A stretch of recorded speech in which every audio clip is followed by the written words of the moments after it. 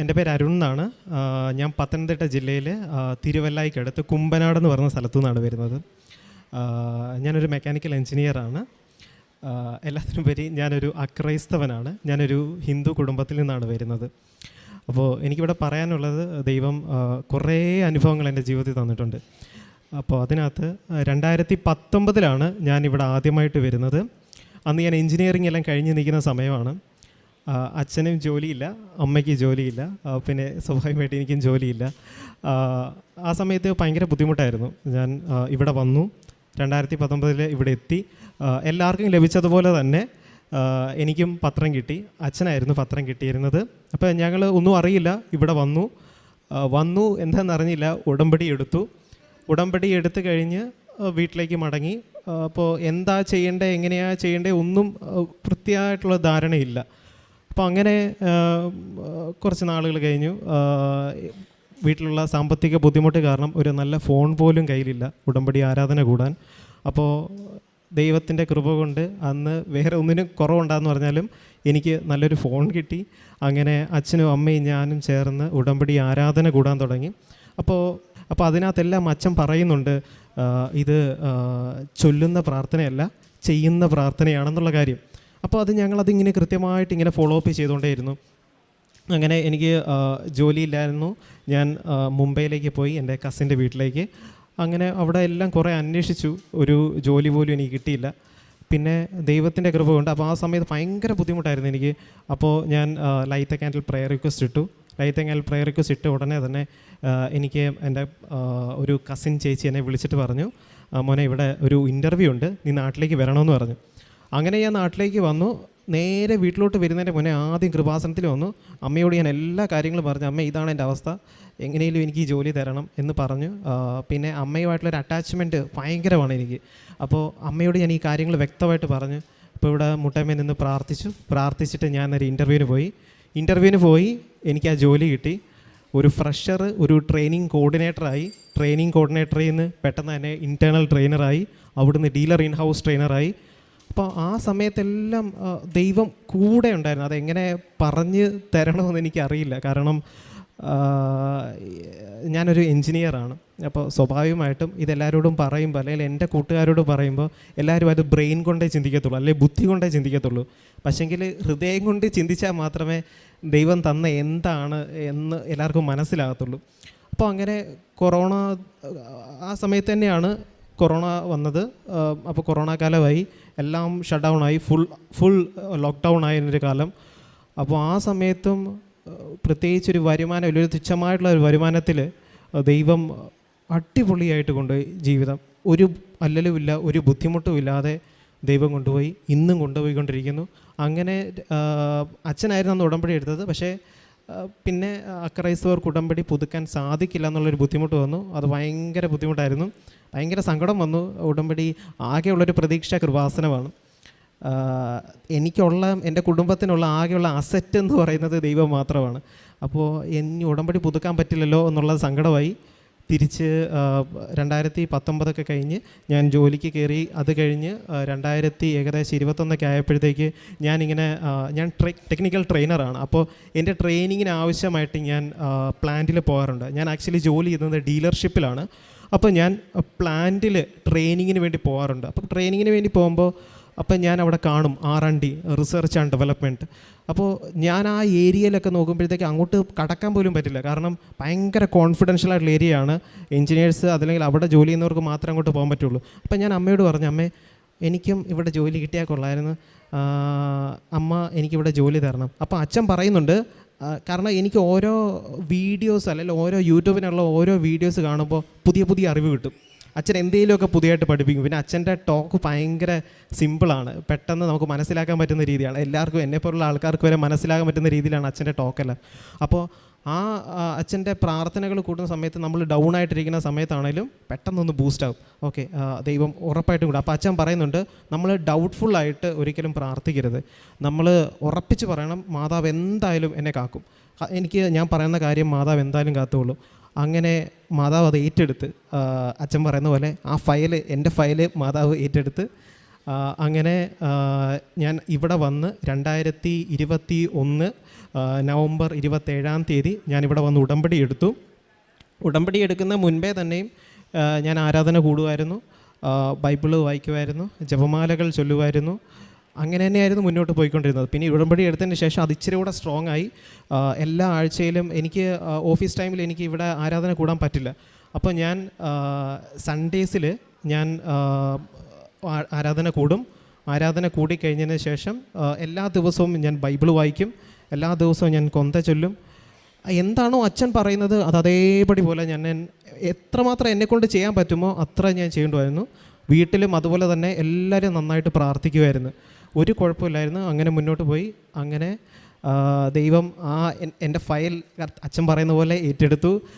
എനിക്ക് കഴിഞ്ഞ മാസം ഒരു റിസർച്ച് ആൻഡ് ഡെവലപ്മെൻറ്റ് എൻജിനീയറായിട്ട് തന്നെ ഒരു manufacturer, one of the best മാനുഫാക്ചറിൽ എനിക്ക് ജോലി കിട്ടി. ചെന്നൈയിലാണ്.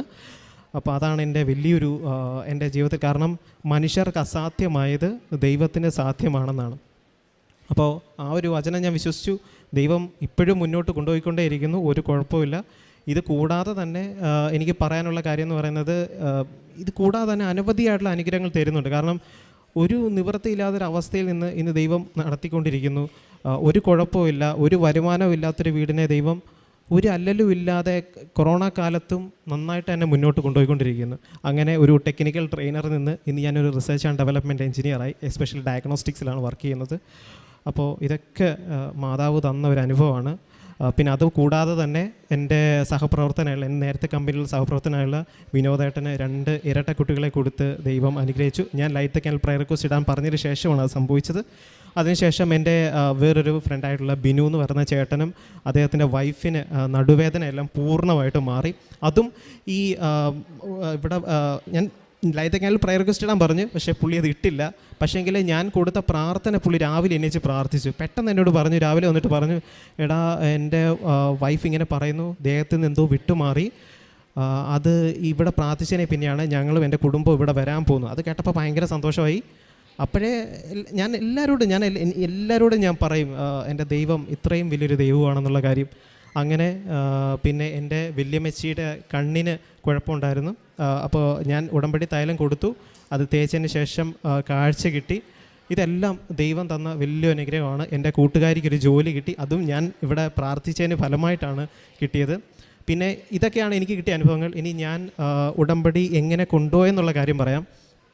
ഉടമ്പടി പ്രാർത്ഥനയിൽ അച്ഛൻ പറയുന്ന പോലെ ചൊല്ലുന്ന പ്രാർത്ഥനയല്ല, ഇത് ഏറ്റവും കൂടുതൽ ചെയ്യുന്ന പ്രാർത്ഥനയാണെന്നാണ് അച്ഛൻ എപ്പോഴും അത് ഫോക്കസ് ചെയ്ത് പറയാറുണ്ട്. എന്നെ സംബന്ധിച്ചിട്ട് അച്ഛൻ പറയുന്ന കാര്യങ്ങളിലാണ് ഞാൻ കൂടുതൽ ഫോക്കസ് ചെയ്യാറുള്ളത്. കാരണം അച്ഛൻ ഓരോ തവണ ആരാധന കൂടുന്ന സമയത്ത് അച്ഛൻ പുതിയ കാര്യങ്ങൾ പറഞ്ഞു തരും. അത് പഠിക്കാൻ പറ്റും നമുക്ക് നന്നായിട്ട്. എങ്ങനെയാണ് ദൈവത്തിനെ കൃത്യമായിട്ട് ആരാധിക്കേണ്ടത് എന്നുള്ളത് അച്ഛൻ കൃത്യമായിട്ട് പറയും. പ്രത്യേകിച്ച് ഞാനൊരു ഹൈന്ദവ കുടുംബത്തിൽ നിന്ന് വന്നതായതുകൊണ്ട് തന്നെ എങ്ങനെ ചെയ്യണമെന്ന് എനിക്ക് കൃത്യമായിട്ട് അറിയില്ല. അപ്പോൾ അച്ഛൻ കൃത്യമായിട്ട് അത് പറഞ്ഞു തരും, നമുക്ക് മനസ്സിലാകുന്ന രീതിയിൽ പറഞ്ഞു തരും. അപ്പോൾ ഞാൻ എല്ലാ ദിവസവും രാവിലെ പ്രത്യക്ഷീകരണ പ്രാർത്ഥന ചൊല്ലാറുണ്ടായിരുന്നു, രാത്രി ഉടമ്പടി പ്രാർത്ഥന ചൊല്ലാറുണ്ട്. പിന്നെ ഇത് കൂടാതെ തന്നെ ജപമാലകൾ എന്നും ഞാൻ ചൊല്ലാറുണ്ട്. പിന്നെ വചനം എന്നും വായിക്കാറുണ്ട്.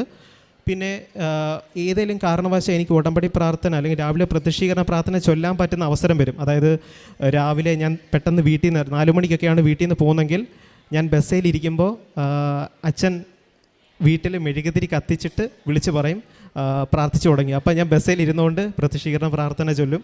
അങ്ങനെ മാക്സിമം എന്നെക്കൊണ്ട് പറ്റുന്ന രീതിയിലെല്ലാം അമ്മയോട് ഞാൻ പറയും. ഏതെങ്കിലും കാരണവശാൽ മുടങ്ങി കഴിഞ്ഞാൽ അമ്മയോട് പറയാം, അമ്മേ ഇന്നത്തേക്കൊന്ന് ഒരളവ് തന്നേക്കണേ, ബാക്കി ഞാൻ ചൊല്ലിക്കൊള്ളാം എന്ന് ഞാൻ അമ്മയോട് പറയും. പക്ഷേ ഇതുവരെ ഒരു കുഴപ്പവും എനിക്ക് ഉണ്ടായിട്ടില്ല. അങ്ങനെ കാരുണ്യ പ്രവർത്തികളാണെന്നുണ്ടെങ്കിൽ എനിക്ക് കിട്ടുന്ന തുച്ഛമായിട്ടുള്ള വരുമാനത്തിൽ തന്നെ എന്നെക്കൊണ്ട് പറ്റുന്ന രീതിയിലെല്ലാം ഞാൻ കാരുണ്യ പ്രവൃത്തി ചെയ്യാറുണ്ടായിരുന്നു. അനാഥാലയ മന്ദിരങ്ങളെ സന്ദർശിച്ച് രോഗികളെ കാണാറുണ്ടായിരുന്നു. എന്നെക്കൊണ്ട് പറ്റുന്ന രീതിയിലുള്ള സഹായങ്ങളെല്ലാം ഞാൻ ചെയ്തിട്ടുണ്ടായിരുന്നു. അതൊരു ഡ്രാസ്റ്റിക് ചേഞ്ച് എന്ന് വേണേൽ പറയാം എൻ്റെ ജീവിതത്തിൽ വന്ന കുറച്ച് മാറ്റങ്ങൾ. കാരണം ദൈവം കൂട്ടത്തിൽ വരുമ്പോൾ അല്ലെങ്കിൽ മാതാവ് കൂട്ടത്തിൽ ഉണ്ടെങ്കിൽ നമുക്ക് പറ്റുന്നൊരു കാര്യം എന്ന് പറയുന്നത് നമ്മുടെ തിങ്കിങ് സ്റ്റൈൽ തന്നെ മാറും. ഇത്രയും നാളും ചിന്തിച്ച രീതിയിലല്ല എനിക്ക് ചിന്തിക്കാൻ പറ്റുന്നത്. ഇപ്പോൾ പുതിയ രീതിയിലാണ്, ഇങ്ങനെ ചെയ്യണം, ഇല്ലെങ്കിൽ ഇങ്ങനെ പോകണം, ഈ വഴിക്ക് പോകണം എന്ന് നമ്മൾ കറക്റ്റായിട്ട് പറഞ്ഞു തരും. അങ്ങനെയാണ് പോയിക്കൊണ്ടിരിക്കുന്നത്. അങ്ങനെ കാരുണ്യപ്രവൃത്തി ചെയ്യുന്ന. പിന്നെ പ്രേക്ഷിത വേല എന്ന് പറഞ്ഞാൽ എൻ്റെ കർത്താവിന് വേണ്ടി വർക്ക് ചെയ്യാൻ കിട്ടുന്ന ഒരു അവസരം ഞാൻ പാഴാക്കാറില്ല. കർത്താവിൻ്റെ നാമം വേറെ എടുത്തിട്ടും പറയാൻ പറ്റുകയാണെന്നുണ്ടെങ്കിൽ ഉറപ്പായിട്ടും ഞാൻ പറയും. അങ്ങനെ ഇവിടുന്ന് എനിക്ക് പത്രം കിട്ടിക്കഴിഞ്ഞാൽ പിറ്റേ ദിവസം തന്നെ, മാക്സിമം പിറ്റേ ദിവസം തന്നെ അച്ഛൻ പറഞ്ഞിട്ടുണ്ട്, ചുമ്മാ പത്രം കൊടുക്കാൻ പാടില്ല, നമ്മൾ പ്രാർത്ഥിച്ചിടേണ്ട പത്രം കൊടുക്കണമെന്ന്. അപ്പം ഞാൻ പത്രം എടുക്കും, വീട്ടിൽ നിന്ന് ആദ്യം ഒരു പ്രദക്ഷിണ പ്രാർത്ഥന ചൊല്ലും, എന്നിട്ട് വണ്ടി എടുക്കും. വണ്ടിയിൽ ഞാനിങ്ങനെ ഓരോ വീടുകളിൽ പോവും. വീട്ടിൽ കയറുന്നതിന് മുന്നേ ഒരു സ്വർഗ്ഗസ്ഥനാപിതാവേ നന്മ നിറഞ്ഞ മറിയമേയും ചൊല്ലിയതിന് ശേഷം മാത്രമാണ് ഞാൻ ആ പത്രം കൊടുക്കാറുള്ളത്. അങ്ങനെ പത്രം കൊടുത്തിട്ട് ഞാൻ വീട്ടിൽ വന്നോ അല്ലെങ്കിൽ എൻ്റെ പിറ്റേ ദിവസമോ എന്തെങ്കിലും ഒരു മാറ്റം ദൈവം എൻ്റെ വീട്ടിൽ കൊണ്ടുവന്നിട്ടുണ്ടാവും, അല്ലെങ്കിൽ എൻ്റെ ജീവിതത്തിൽ കൊണ്ടുവന്നിട്ടുണ്ടാവും. അപ്പം ഇങ്ങനെയുള്ള ഓരോ കാര്യങ്ങൾ കൊണ്ടുവരുന്നത് അച്ഛൻ എപ്പോഴും പറയാറുണ്ട്, അല്ലെങ്കിൽ വചനം പറയാറുണ്ട്, ക്രിസ്തു എല്ലാമാണ്, എല്ലാവരിലുമാണ്. അതുകൊണ്ട് ദൈവം അങ്ങനെ ഒരാൾക്ക് വേണ്ടിയോ അല്ലെങ്കിൽ ഒരു ഇന്ന ജാതിക്ക് വേണ്ടിയോ ഉള്ളതെന്ന് എനിക്ക് തോന്നുന്നില്ല. എൻ്റെ ദൈവം എല്ലാവർക്കും ഉള്ള ദൈവമാണ്. അത്രയും നല്ലവനായൊരു ദൈവമാണ് നമ്മുടെ ദൈവം. പിന്നെ കുർബാന എല്ലാ സമയത്തും കൂടാൻ ഞാൻ ശ്രമിക്കും. മാക്സിമം എനിക്ക് അവസരം കിട്ടുന്ന സമയത്തെല്ലാം കുർബാന കൂടാൻ വേണ്ടി ഞാൻ ശ്രമിക്കും. പക്ഷേ ഒരു അക്രൈസ്തവനായതുകൊണ്ട് കർത്താവിനെ സ്വീകരിക്കാനുള്ള എനിക്ക് യോഗ്യതയില്ല. പക്ഷേങ്കിൽ അരൂപിയിലുള്ള ദിവ്യകാരുണ്യ സ്വീകരണം പ്രാർത്ഥന ഞാൻ ഫോണിൽ സ്ക്രീൻഷോട്ടായിട്ട് എടുത്ത് വെച്ചിട്ടുണ്ട്. അപ്പോൾ എല്ലാവരും കർത്താവിനെ സ്വീകരിക്കുമ്പോൾ ഞാൻ മുട്ടുകുത്തി നിന്ന് അരൂപിയിലുള്ള ദിവ്യകാരുണ്യ സ്വീകരണ പ്രാർത്ഥന ചൊല്ലാറുണ്ട്. ഇങ്ങനെയൊക്കെയാണ് എൻ്റെ ജീവിതം ഇപ്പോൾ മുന്നോട്ട് പോയിക്കൊണ്ടിരിക്കുന്നത്. ഇനിയും അങ്ങനെ തന്നെ ദൈവം മുന്നോട്ട് കൊണ്ടുപോകും. ഇത് എന്നെ കേട്ടുകൊണ്ടിരിക്കുന്ന എല്ലാവർക്കും ഇതൊരു പ്രചോദനമാകട്ടെ. യേശുവേ സ്തോത്രം, യേശുവേ നന്ദി, യേശുവേ സ്തുതി, യേശു ആരാധന. Ave Maria. പരിശുദ്ധ അമ്മയ്ക്ക് ഈശോയ്ക്ക് പ്രത്യേകമായിട്ട് നന്ദി പറഞ്ഞ് പ്രാർത്ഥിക്കാം.